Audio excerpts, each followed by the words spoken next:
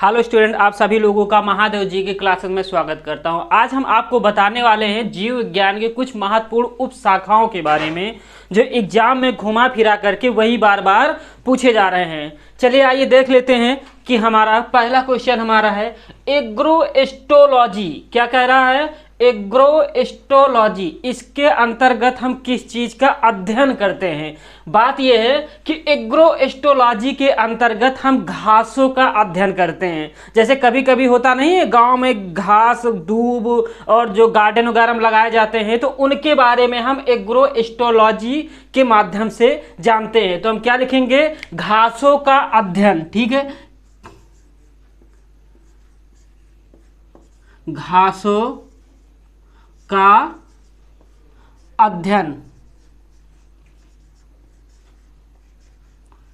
घासों का अध्ययन हम किसके अंतर्गत करते हैं? एग्रोएस्ट्रोलॉजी के अंतर्गत हम घासों का अध्ययन करते हैं। आइए देख लेते हैं, ये क्वेश्चन बहुत पूछा जाता है। एल्गोलॉजी, एल्गोलॉजी, एल्गोलॉजी और इसी को भी हम कहते हैं फाइकोलॉजी। क्या कहते हैं? फाइकोलॉजी भी कहते हैं इसी को, फाइकोलॉजी। ठीक, इसी को हम क्या कहते हैं? फाइकोलॉजी। दोनों के अंतर्गत हम शैवालों का अध्ययन करते हैं। ठीक, शैवालों का अध्ययन, शैवालों का अध्ययन।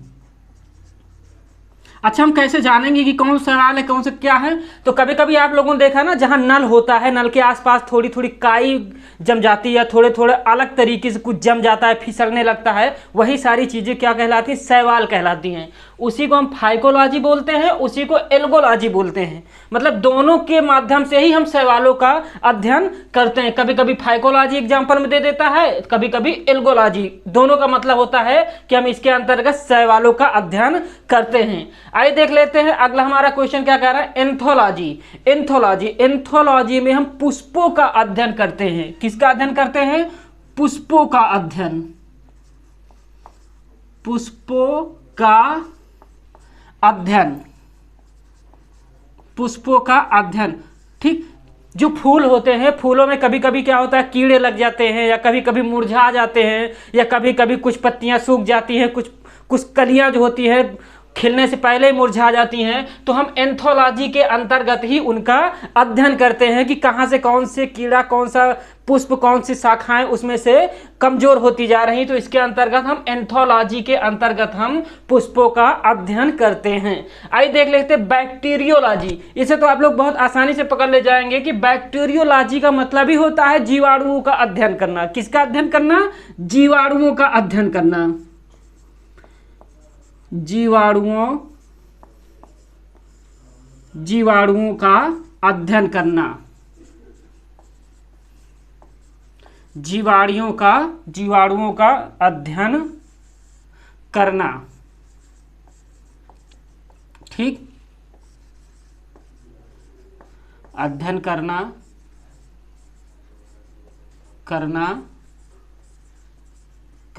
चलिए आइए देख लेते हैं फॉरेस्ट्री। फॉरेस्ट मीन्स क्या होता है? जंगल होता है, वन होता है। ठीक है, तो फॉरेस्ट्री मतलब होता है हम किसका अध्ययन करेंगे? वनों का अध्ययन करेंगे। किसका?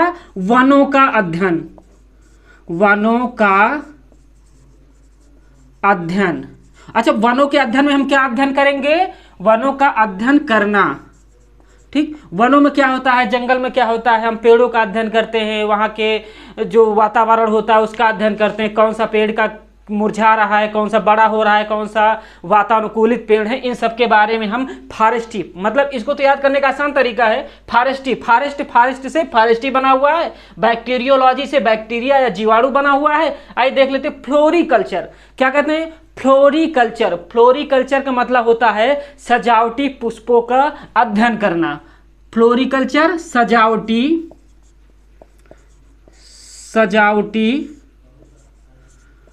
पुष्पों का अध्ययन करना। अच्छा, एक चीज देखिएगा, इसमें ये कह रहा है फ्लोरिकल्चर सजावटी पुष्पों का अध्ययन करना, जो शादी ब्याह में जो जयमाल सिस्टम में जो लगाया जाता है, बड़े बड़े अलग अलग तरीके से जो फूल लगाए जाते हैं, उन्हीं फूलों के बारे में हम अध्ययन किसके अंतर्गत करते हैं? फ्लोरिकल्चर। फ्लोरी, फ्लावर से क्या बनता है, जैसे फ्लोरी याद करने का तरीका क्या है, फ्लावर से फ्लोरी, फ्लावर, फ्लावर बाद में फूल होता है, फ्लोरिकल्चर मतलब जो सजावटी के तौर पर जो हम रखते हैं फूलों को, गुलदस्ता जिसको बोलते हैं, उसका अध्ययन हम फ्लोरिकल्चर कहते हैं। फ्लोरिकल्चर का अध्ययन कर सजावटी पुष्पों का अध्ययन करते हैं। आइए देख लेते हैं ब्रायोलॉजी, क्या कहते हैं, ब्रायोलॉजी। ब्रायोलॉजी, ब्रायोलॉजी के अंतर्गत ब्रायोफाइटा का अध्ययन करते हैं। किसका करते हैं, ब्रायोफाइटा, ब्रायोफाइटा, ब्रायोफाइटा का अध्ययन, ब्रायोफाइटा का अध्ययन, ब्रायोलॉजी के अंतर्गत ब्रायोफाइटा का अध्ययन करते हैं। वनस्पति जगत में इसका बहुत बड़ा वर्ग आता है। छोटे छोटे घास फूल, जैसे जंगल होता नहीं, जंगल में जो मैदान होता है, कभी कभी मैदान में बरसात के मौसम में छोटे छोटे फूल उग जाते हैं, घासों में फूल उग जाते हैं, कहीं पे दूसरी घास होती है, कहीं पे तीसरी घास होती है। तो इन सब का अध्ययन जो हम करते हैं ब्रायोलॉजी के अंतर्गत हम ब्रायोफाइटा का अध्ययन करते हैं। ये ब्रायोफाइटा वही उन्हीं क्षेत्रों कहते हैं, जैसे जंगल में मैदान हो गया, वहां पे कई पीले रंग का फूल, कोई नीले रंग का फूल, कोई घासों का जो फूल होता है, अगर हम उन सब का अध्ययन करेंगे तो ब्रायोलॉजी के अंतर्गत हम उसका अध्ययन करेंगे। आइए देख लेते हैं हमारा अगला केसिडियोलॉजी। केसिडियोलॉजी, केसिडियोलॉजी के अंतर्गत हम पादप में रोगजन्य गांठों, पादप कैंसर का अध्ययन करते हैं। आइए देख लेते हैं, आसान भाषा समझते हैं। केसिडियोलॉजी, जो एक पौधा होता है, पौधे में गांठ होता है, गांठ के बाद फिर एक पौधा होता है, फिर गांठ होता है, तो उन गांठों में कभी कभी क्या होता है कि कोई गांठ मुरझा जाती है, मुरझाने के बाद उसमें क्या होता है, कीड़े टाइप में पड़ जाते हैं, लाल हो जाता है, तो ऊपर की जो शाखा होती है गांठ के ऊपर की, वो बढ़ नहीं पाती है, सही तरीके से तंदुरुस्ती उसके अंतर्गत नहीं आ पाती है उस शाखा के ऊपर, गांठ के ऊपर। इसका मतलब जो गांठों में कैंसर हो जाता है। ठीक, पौधों में जो गांठ होते हैं, पादपों में जो गांठ होते हैं, वो जो वहीं से मुरझा जाते हैं गांठों के ऊपर से, मतलब जिसको कहते हैं कि कैंसर हो जाता है पेड़ों को, उसके अंतर्गत हम केसिडियोलॉजी का अध्ययन करते हैं। पादप में रोगजन्य, पादप में रोगजन्य, ठीक, या कैंसर, ठीक, या कैंसर पादप का अध्ययन करते हैं। कैंसर पादप का अध्ययन करते हैं, ठीक, करते हैं। ठीक है, आइए देख लेते हैं हमारा अगला पॉइंट क्या कह रहा है। अगला पॉइंट कह रहा है साइटोलॉजी। ठीक है, साइटोलॉजी को क्या होता है, साइटोलॉजी में कोशिकाओं का अध्ययन किया जाता है। किसका अध्ययन किया जाता है, कोशिकाओं का, कोशिकाओं, ठीक, किसका अध्ययन किया जाता है, कोशिकाओं का अध्ययन किया जाए। कोशिका तो आप लोग जानते हैं, साइटोलॉजी, उसी के अंतर्गत हम कोशिका का अध्ययन करते हैं। आइए देख लेते हैं कोशिका के जो खोज करता थे उसके बारे में जान रहे। कोशिका की खोज किसने किया था, रॉबर्ट हुक ने, यह पूछ लिया जाता है। रॉबर्ट हुक ने किसकी खोज की थी, कोशिकाओं की खोज की थी। आइए अगला पॉइंट देख लेते हैं, डेंड्रोक्रोनोलॉजी। डेंड्रोक्रोनोलॉजी, वृक्षों की आयु का अध्ययन, वृक्षों के आयु का अध्ययन। इसको समझते हैं थोड़ा सा। देखो, डेंड्रोक्रोनोलॉजी, इसका मतलब होता है वृक्षों के आयु का अध्ययन। हम कैसे पता करेंगे वृक्षों की आयु का, जब पेड़ कटता है, कटने के बाद जो नीचे का सिरा होता है, उसमें आप लोगों ने देखा होगा कई प्रकार के वलय बन जाते हैं, रिंग टाइप के उसमें बन जाते हैं। तो पेड़ जितने भी साल का होता है उसमें एक रिंग जरूर बन जाता है, तो हम उन रिंगों को गिन करके ही उसका अध्ययन कर लेते हैं। वही रिंगों के गिननों का अध्ययन ही डेंड्रोक्रोनोलॉजी कहलाता है। ठीक है, आइए देख लेते हैं इकोलॉजी। इकोलॉजी के अंतर्गत क्या होता है, पौधों से वातावरण के संबंध का अध्ययन करना। इकोलॉजी क्या कहलाता है, पौधों से वातावरण के संबंध में,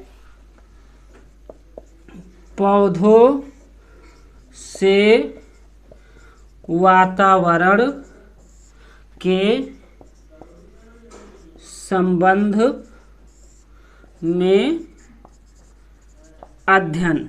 ठीक, इसका मतलब देखते हैं इकोलॉजी, पौधों से वातावरण के संबंध में अध्ययन। हम इसके बारे में जानते, कभी कभी हम लोग बरगद के पेड़ के नीचे बैठते हैं तो वहाँ ठंडी हवा लगती है, ठीक। कभी कभी हम वही सफ़ेदा यूकेलिप्टिस के पेड़ के पास बैठते हैं तो वहाँ पे गर्म हवा लगती है। तो वातावरण का भी हमें ध्यान रखता है कि बरगद के पेड़ के नीचे की ज़मीन ठंडी होती है और यूकेलिप्टिस के पेड़ के आसपास की ज़मीन सूखी होती है। तो इन सब चीज़ों का जो हम अध्ययन करते हैं वो इकोलॉजी के अंतर्गत हम करते हैं। आइए देख ले जेरेंटोलॉजी। जेरेंटोलॉजी का मतलब होता है कि वृद्धावस्था का अध्ययन। जेरेंटोलॉजी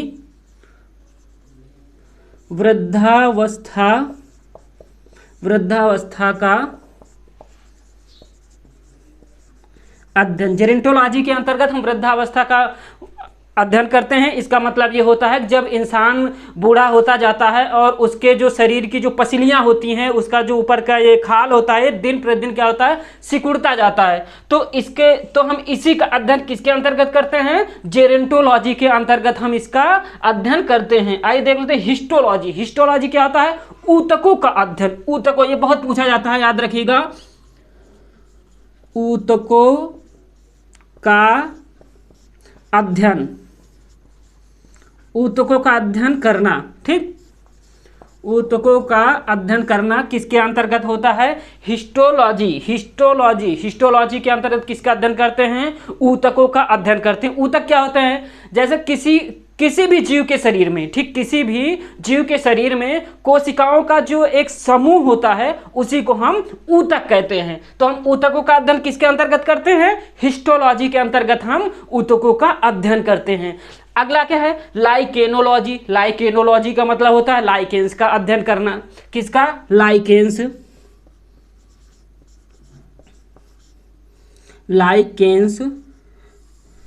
का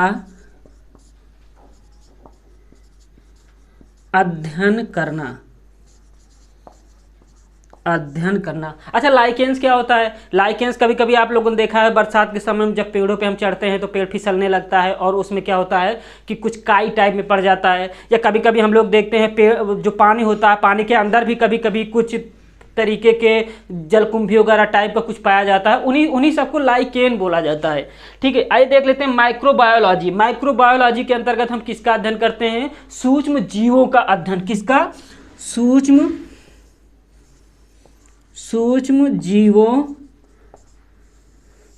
जीवों का अध्ययन करना। सूक्ष्म जीवों का अध्ययन करना किसके अंतर्गत होता है, माइक्रोबायोलॉजी के अंतर्गत। जैसे कभी कभी होता है दही में कुछ जो सूक्ष्म एकदम छोटे छोटे जीव होते हैं, उनके अंतर्गत ये सारी चीज़ें हम सूक्ष्म जीवों का अध्ययन माइक्रोबायोलॉजी के अंतर्गत हम करते हैं। एक होता है माइकोलॉजी। एक माइक्रोबायोलॉजी होता है, इसमें सूक्ष्म जीवों का अध्ययन करते हैं। एक माइकोलॉजी होता है, माइकोलॉजी में हम कवकों का अध्ययन करते हैं या फफूंद का अध्ययन करते हैं।